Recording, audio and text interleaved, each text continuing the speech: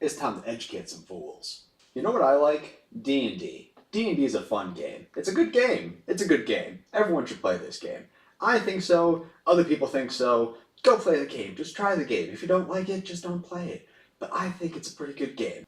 I've been playing for about 5 years and I love it. I love making the characters now. I love exploring backstories. I love getting into the world and actually being able to interact with things and fight monsters and get the gold, but can also um, be enriched in this story that another person is making, that someone is so passionate about, and they're willing to put the time and effort to make all of these NPCs. They're going to make the plot hook, just stories that they love making and we love playing. I love that. I love the dynamic of that. So in honor of, I guess, 5 years of playing D&D, I wanted to give you guys 5 tips that you could use that could help out your game and even help out your DM in ways that maybe you didn't even think about before. So we'll get into the nitty-gritty of it with number 1. Be a party player. Now, I want to differentiate this from a team player, alright? Because you can make a character that doesn't necessarily act as a team player, but they should act as a party player. And what the idea is, in my mind, is that a team player is someone who's able to gel with everybody. They could hang out with someone at a tavern, talk, shoot the shit and stuff like that, and people will generally like them. They've got a good sense of charisma, or they've got just enough confidence that they can, get along with a lot of people. Your character doesn't have to be that way. You can make a character that is very, detached, that's very angsty, I guess. But they should be able to act in a party enough that they can at least be with them at the beginning. Because I've had a character, the very first character that I made actually was a Dragonborn barbarian, and his backstory was that he was a gladiator. He was brought into the ring, or I guess the arena. He was brought into the arena by his parents, actually. So his parents technically betrayed him. They sold him off for money. So he had to, fight in the ring, build up his skill as a fighter, and he eventually broke out. And now, whenever he's introduced into the party, he's pretty much like the one sitting off in the corner, eating by himself. When someone approaches him, he doesn't want to talk to them because he's learned through his trials in the arena and just with his family ordeals and stuff like that, that he has to rely on himself. That is his ideal.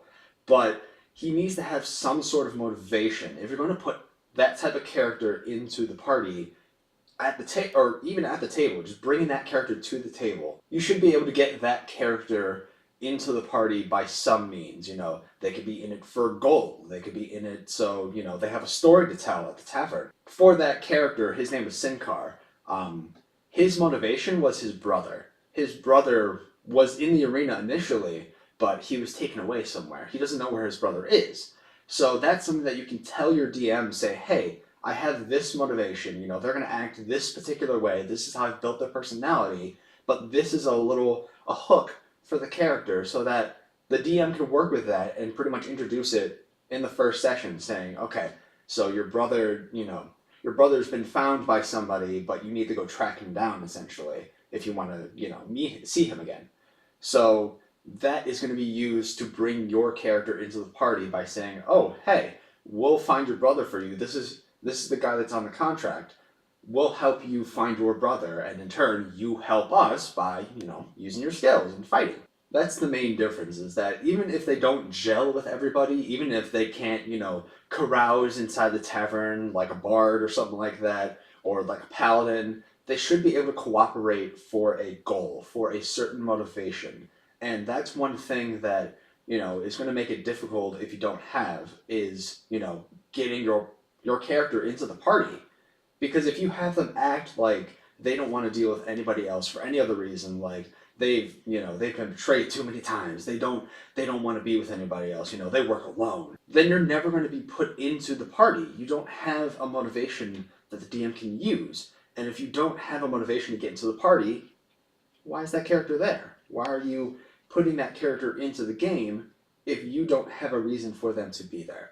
So you don't have to be a team player when you make your character, but have them be a party player. Have something that can get them into the party and, introduce them to the story that's being told by the DM. That is one thing for me that I think a good amount of people that I've talked to have been irritated by is when you have a character that is, they're so defiant to be with a group that they're actually going to go off on their own, like in the game.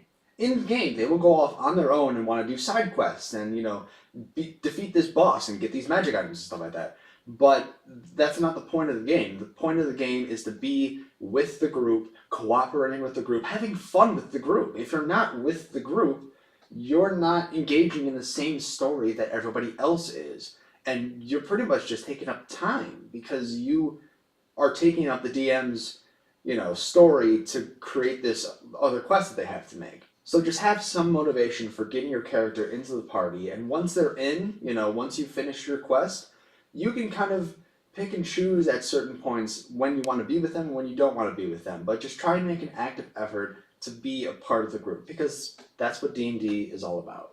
Number 2, have your backstory match your level.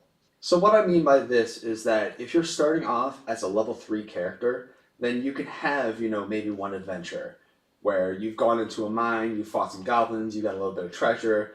That's an adventure that could make someone level 3. But if you're a level 1 character, you should have a backstory that's simple enough to justify being a level 1 character. So you can have family disputes, you can have some friends and stuff like that. You've done things in your past that make you a level 1 character. And then there's one thing to keep in mind too, is a level 1 character is just above a peasant. So a peasant they're going to have the same type of stats that you might have, although they're probably going to have like 10 to 12s across the board for all of their stats. They'll have like 11 health or something like that. They don't have any discernible skills that would make them a level 1 character in the eyes of the game. But you're just one level above them, literally. You're literally just one level above them. You have some characteristics, some trait, some skill that makes you a level 1 barbarian, a level 1 bard, a level 1 wizard, a sorcerer. But you're a level 1 character, Just make it simple enough so that, you can have some room to grow. If you're trying to shove in that you were a general in an army and you fought this huge battle and then you went off and you made your own guild and then you've got this stronghold now and oh yeah, you've traveled to the Feywild. You're trying to shove all of this stuff in, intentionally or not. It's something that you should keep in mind because the story that you're playing in should fill out that, it should fill out your character's resume, if you will, that documentation of things that have happened to you. You should be able to live those out through the game, not try and fit all of these activities and all of this, experience into someone who doesn't honestly have it. It's not realistic to assume that a level 1 character has done all of this stuff. And this is something that I've personally done with the character. His name was Hunter. He is. I still play him. He's a Goliath fighter. And I was trying to put a lot of things into his backstory. Even starting off at level 1, I was trying to put that he was chosen as a warrior of Odin and that he was going to find this magic weapon. And now he's a warrior of Odin. Like, he fights for, the good of the earth and stuff like that. And he fights for justice and things like that.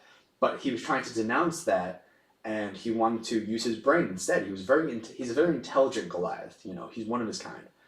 So I was trying to put that he was this warrior of Odin, but he's also a history professor, so he knows like history and math and science and stuff like that.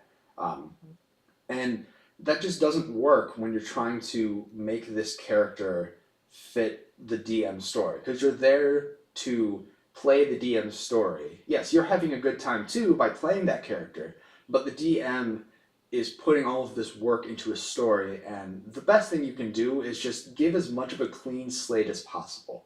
You've got the experiences with maybe family, with friends, with your training, that you can build a personality off of that. You can build your quirks, your ideals, your bonds, your flaws, but your experiences as an adventurer should be built on the story, not beforehand when you're not able to experience it yourself. And before the DM is able to actually, bring you into their story. So keep enough of a clean slate where you can experience the backstory and the adventuring and, have these stories for yourself as opposed to just a distant past that you wrote down on a piece of paper. Number 3, take notes. Take as many notes as your paper can fill, and when you've got another sheet of paper, you write that off and you start writing more notes. Because one of the biggest things that you can do as a player to show your DM that he's actually, engaging you in the story, that he's, got your attention and that you want to learn more about, you want to learn where the quest is going, you want to learn about these kings and queens, you want to learn about these gods that they've built up. Take notes. Even if your character is not a person that would take notes in the game, like maybe they don't have a high intelligence, maybe they just don't care, maybe they're just going for the money, and again with the motivations of your character. Even if they're not supposed to take notes as characters, take notes as a player, because this is going to be a huge help for your DM too. If they forget certain details, you'll have written it down. A lot of times the DM is improvising stuff. They're doing things on the fly, and maybe they won't remember these details afterwards. But if you're able to write it down, you as a player are knowledgeable about this stuff. They're going to appreciate that because you're helping them out. You can also help other players out. If they are not, very inclined to taking notes, but you're taking a lot of notes, you're putting a lot of detail into those notes, you can give that information to the other players that might need that information. The paladins, the clerics, the warlocks, all that stuff. People with high intelligence. Warlocks are based on charisma. I'm letting my noviceness of spellcasters get to me. But yeah, people with like high intelligence or high wisdom that are going to take notes as characters, you can help those players out, give them the information that they need. It will show to your DM that they're doing a good job because they're entertaining you with the story that they're put with, how they're describing things and the way that they're presenting the information, but it also shows them that you're making an active effort to immerse yourself in the story that they've made. And that's going to help them a lot. They're going to want to, put more effort into it. They're going to want to do like voices. They're going to want to, be bombastic with it. They're going to get more excited because they know they're exciting their players. And it's just going to be a constant loop. They get more excited, you're going to get more excited, and they get more excited. It's a constant back and forth. And that's what makes it an enjoyable experience. If everyone is having fun, that's the main thing. Having fun. I can't emphasize that enough. You gotta have fun, or it's, not worth going. So if you take those notes, it'll help the DMs, it'll help the other players, it'll help you, and it'll help the overall experience. Number 4, learn your DM's world. Learn about the lore, the history, the land itself, the people that are on it, the gods. Learn as much as you can. And if your DM is not giving you a session 0, highly suggest a session 0. A session 0 is going to help a lot with the character creation. It's going to help with integrating yourself with the other players. I know that in the group that I'm playing with right now, one of the groups I'm playing in, I never met these people before, They were in the area and they asked if people wanted to come in and play D&D. I'm like, okay, sure, yeah. I've got a little bit of a ways to drive, but hey, I'll go. I'll try and meet new people. I've never met these people before. But the session 0 allowed me to, introduce myself. It was a way for me to see how they act, in a group setting. It wasn't forcing me to try and act my character out and figure out all of my stats and, try and figure out how I act in that group. It's nice to, try and build as much as possible before the game, because when you're making your character, they should try and fit to the world as much as possible. If you try and make a tiefling paladin and, tieflings don't exist in that world. You've taken that time to make a character that can't be made in that world. Although a DM should be able to fit that in. That was another thing that Matt Koval's video, showed, is that you should be adaptable. I think he said at one point that one of his friends was trying to make a tiefling paladin, and he, didn't have tieflings in his world, but he integrated it in a way that made enough sense so that he could be in the world and not breaking the rules of the world. But that's just an example. If it's like a class, ask them how magic works. Ask them, what races are there. Ask them what the gods are. Ask them what the cities are, like the populace, like what are the forests like. And all of this stuff should be asked in a session 0. It may take a little longer, because you're going to have, people making characters, you're going to have the DM explaining the world and stuff like that. That's where you should take a lot of notes too, is the session zero. Just soak in as much of that information as possible before making a character. Have that session zero, because that's really what it is. Have the session zero so you can finalize what character you want to make. Because if the character doesn't fit the world and you're being adamant about playing this character and you're not moving about it, you're just gonna have, a bad time all around. People in the party aren't gonna like it. The DM's not gonna be very happy about it. Just try and absorb that information as much as possible and recommend a session zero, because it's gonna help you guys out so much with the play, with making your characters, and with engaging yourself with the world. And number 5, have fun the way you want to. I'm going to be referencing Matt Colville's videos a lot because I do like the guy. It was very recently that I started watching him, but he has 30 years of experience, and he has very good, information. He has a lot of wisdom in terms of this game. So I've been trying to take a little bit of inspiration from him. But one of the videos he also made was different types of players. There's the actor, there's the badass. I think it was the guy who wants to be as much of a badass as possible, hit as many people, murder hobos, audience members. Just play the game how you want.